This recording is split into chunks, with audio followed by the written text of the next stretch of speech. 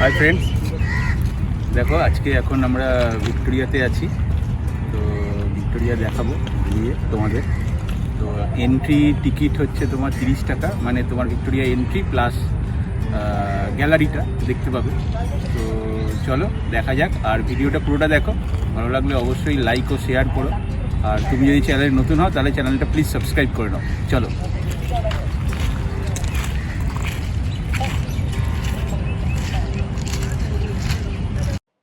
লকডাউনের পর ভিক্টোরিয়া ঘুরতে ঘুরতে আসুন আমরা জেনে নিই কিছু জানা অজানা তথ্য এই ভিক্টোরিয়া সম্পর্কে। রানী ভিক্টোরিয়ার স্মৃতিসৌধটি ঠিক যেখানে অবস্থিত, কয়েক দশক আগে এখানেই দাগি আসামিদের কারাগার ছিল। কি শুনে অবাক হচ্ছেন? কিন্তু অবাক হওয়ার কোনো ব্যাপার নয়, এটাই বাস্তব। 1778 সালে ইংরেজরা ঠিক এই জায়গাতেই প্রেসিডেন্সি জেল তৈরি করে। স্থানীয় লোকেদের কাছে এই জায়গাটি পরিচিত ছিল হরিণবাড়ি নামে। কথিত আছে নবাব সিরাজদৌল্লা এখানে হরিণ শিকার করতে আসতেন, সেই থেকেই এই নাম হরিণবাড়ি। ইংরেজরা এই জেলটিকে বা কারাগারটিকে উচ্চ শ্রেণীর কয়েদিদের জন্য ব্যবহার করত। এমনকি তাদের বাড়ির লোকেদেরও থাকার ব্যবস্থা ছিল এই কারাগারে। পরবর্তীকালে 1906 সালে এই প্রেসিডেন্সি জেলকে এই স্থান থেকে আলিপুরে স্থানান্তরিত করা হয় এবং এই জায়গাকে ফাঁকা করে দেওয়া হয় রানীর স্মৃতিসৌধ তৈরি হবে বলে। 1906 সালে ওয়েলসের রাজকুমার এই স্মৃতিসৌধ তৈরির ভিত্তিপ্রস্তর স্থাপন করেন এবং পরবর্তীকালে 1921 সালে এটি সম্পূর্ণ হয়েছিল। 1901 সালে রানীর অন্তর্ধানের পর ঠিক হয় সারা দেশে রানীর স্মৃতির রক্ষা করার জন্য ছোট ছোট সৌধ স্থাপন করা হবে।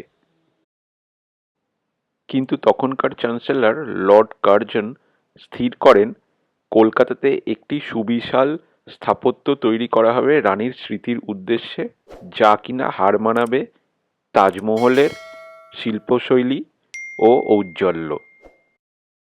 ভিক্টোরিয়ায় অনেক ঘোরাঘুরি হলো, তো তোমাদের দেখালাম ভিক্টোরিয়া। এবারে ভেতরে গ্যালারিটা দেখার জন্য খুব ইন্টারেস্টেড, খুব এখন ইচ্ছা। অনেকবার আগেও এসেছি, তো তোমাদেরকে দেখাবো। তো কলকাতায় এসে ভিক্টোরিয়া কিন্তু দেখা চাই চাই চাই। কলকাতায় এসে ভিক্টোরিয়া না দেখে যাওয়া উচিত নয়। তোমরা যদি কলকাতায় নতুন আসো অন্য কোথাও থেকে, তাহলে ভিক্টোরিয়াটা দেখে যেও। চলো।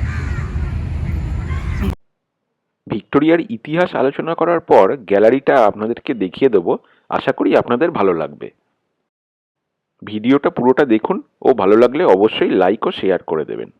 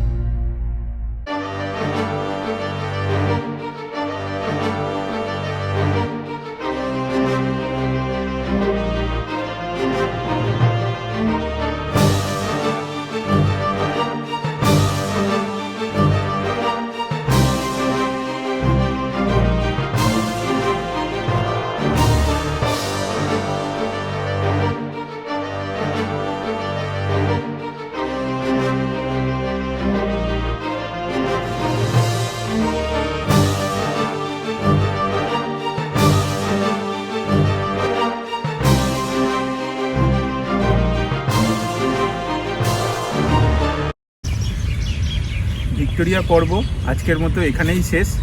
তো আশা করি ভিডিওটা তোমাদের ভালো লেগেছে।